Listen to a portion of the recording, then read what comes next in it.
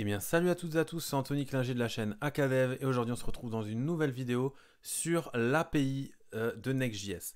Donc l'API de Next.js ça veut dire beaucoup de choses et à la fois peu de choses en même temps parce qu'il faut savoir qu'il y a trois types d'API proposés par Next. Vous avez celle qui touche justement toute la partie code, on va dire de la partie front-end, ou alors celle qui touche par exemple ce qu'on n'a pas encore vu sur la chaîne, à savoir les slug.js ou toutes ces choses là qui ont des URL différentes.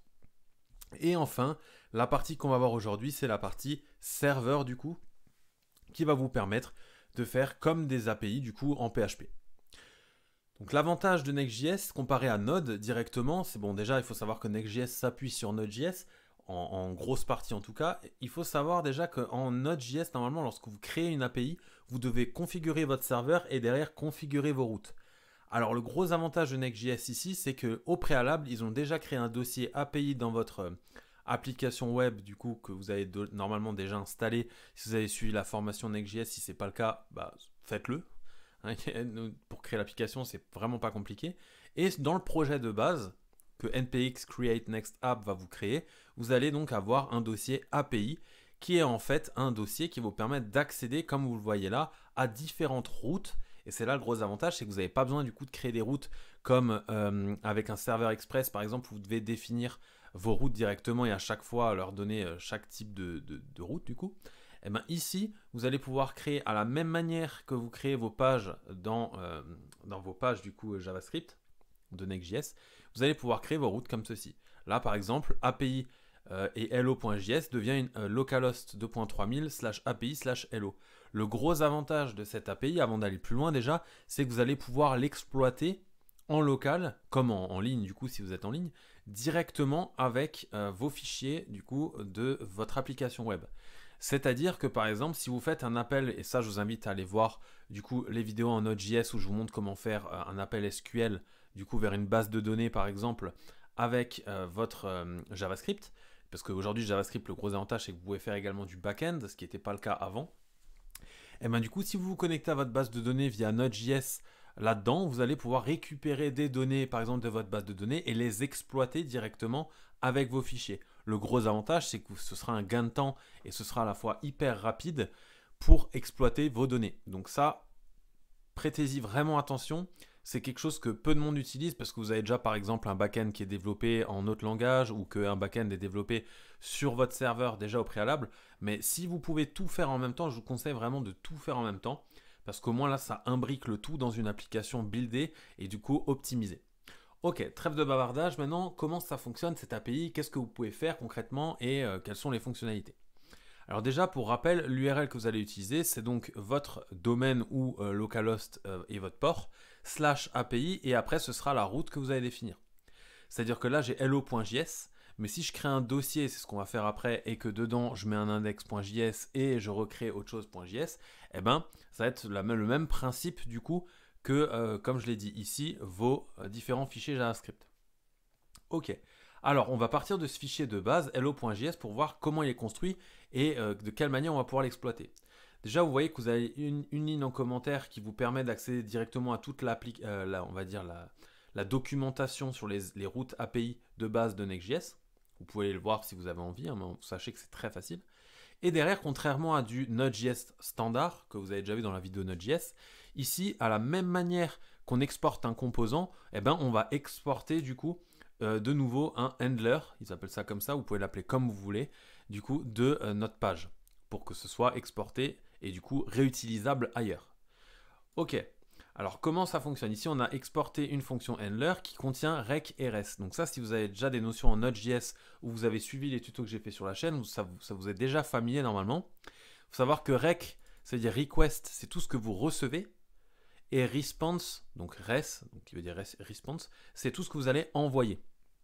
Ok, c'est-à-dire que par exemple des variables ou des données que vous allez envoyer via une méthode post, une méthode put ou une méthode get par exemple, eh ben, elles vont être récupérées par rec.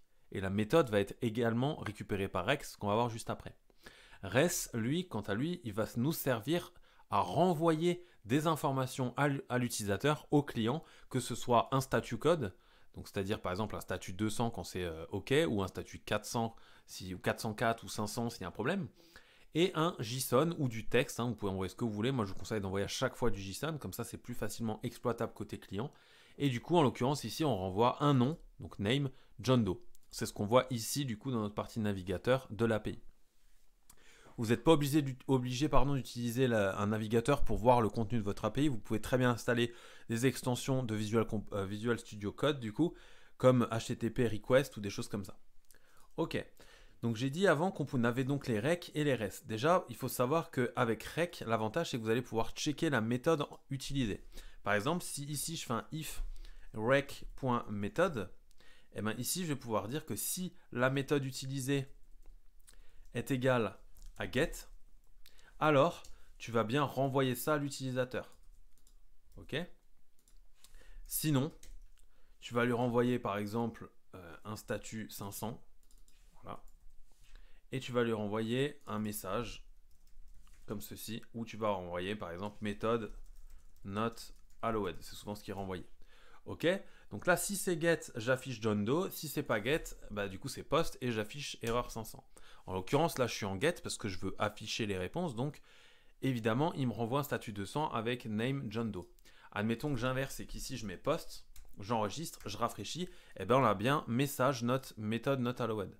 Donc, voilà comment bien, du coup, structurer votre API pour pas que derrière, il y ait des requêtes qui soient faites sur des mauvaises méthodes et qui viennent chercher des datas avec des mauvaises méthodes également. Ok, on va repasser en get pour récupérer du coup nos informations et on va voir autre chose qui est assez intéressant. Comme vous le savez, avec la méthode rex que je vous ai dit juste avant, on pourrait récupérer également des variables. Si vous êtes en méthode post, bah, ce sera d'une autre manière, mais si vous êtes en méthode get, et c'est ce qu'on va voir aujourd'hui, bah, vous pouvez envoyer, comme sur une API standard que vous avez développée par exemple en Python ou en PHP, envoyer des données directement via l'URL. Par exemple, si ici, bah, voilà, je mets un ID 10 par exemple, vous voyez que mon URL a bien ID 10. Si je veux afficher ID 10 ici, je pourrais très bien rajouter du coup un nouveau objet ID, enfin un nouvel attribut plutôt ID, et cette fois-ci pour récupérer dans l'URL ma variable, qu'est-ce que je fais? Je fais un rec.query. Et là vous utilisez du coup le nom de votre variable qui est dans l'URL. Si j'enregistre et je rafraîchis, j'ai bien l'ID qui est choisi ici. Donc évidemment, là ça a peu d'intérêt, mais si vous avez par exemple un call en base de données à faire via par exemple un ID user, eh ben, ça peut être très très utile pour récupérer toutes ces données. Ok.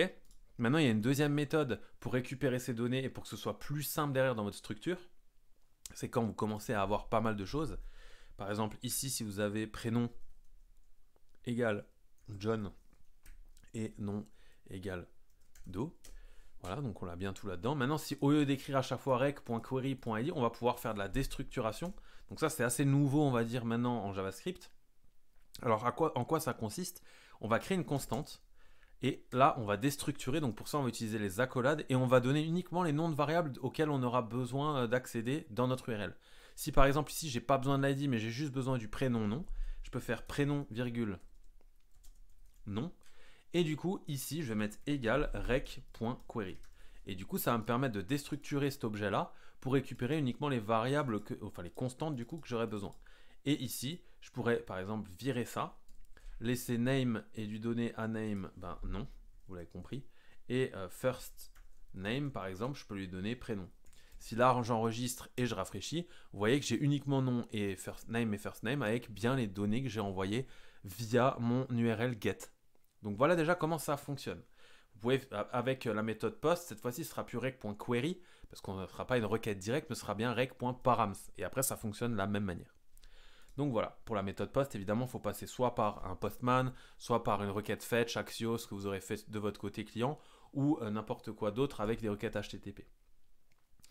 Voilà, donc là on a vu comment gérer les méthodes, gérer du coup les constantes, etc. Comme j'ai dit, si vous avez suivi, parce qu'il suffit de connaître un peu Node pour savoir qu'ici c'est assez simple, on renvoie un statut avec la réponse. C'est pas obligatoire, mais c'est fortement conseillé, histoire de bien s'y retrouver pour le dev qui va développer la partie front-end. Et on renvoie du JSON en faisant un point JSON. Pas plus compliqué que ça. Maintenant, si ici je veux créer une nouvelle route, par exemple user.js, je pourrais très bien faire un user.js. Et ici, du coup, j'y accéderai directement. Donc je peux copier tout ce code-là, je peux le coller là. Et si ici je vais sur ma route et j'enlève hello et je marque user, eh ben j'ai la même chose. Donc voilà comment fonctionne du coup l'API de Next.js. Alors Contrairement à du Node.js standard, et c'est là l'intérêt de la vidéo, ben, vous n'avez pas besoin de créer par exemple un dossier, une route user avec à chaque fois dedans le check de est-ce qu'il y a un ID, est-ce qu'il y a quelque chose derrière ou quoi. Vous pouvez très, très simplement tout baser ici dans votre composant ici là de JavaScript Node.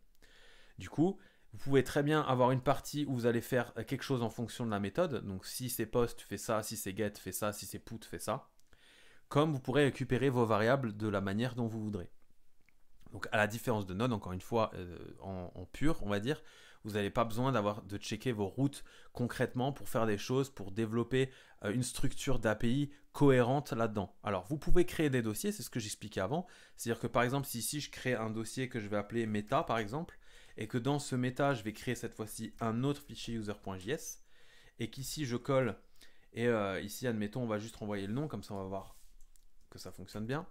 Et bien ici, je peux accéder à /meta/user. Et là, vous voyez qu'on accède bien à tout ce qu'on veut. Donc, le gros avantage de ça, c'est que vous allez pouvoir structurer, par exemple, en fonction des appels bases de données que vous allez vouloir faire. Et ce sera vraiment très simple de créer votre première API avec Next.js. Si vous n'êtes pas à l'aise avec Node.js, ça peut être une méthode, on va dire, pour approfondir vos connaissances là-dedans et maîtriser un peu mieux le sujet. Donc voilà, j'espère que cette petite vidéo vous a plu. Si vous avez des questions, n'hésitez pas en commentaire, j'y réponds comme d'habitude très rapidement. Laissez un pouce bleu et abonnez-vous à la chaîne pour voir plus de vidéos. On se dit ciao tout le monde.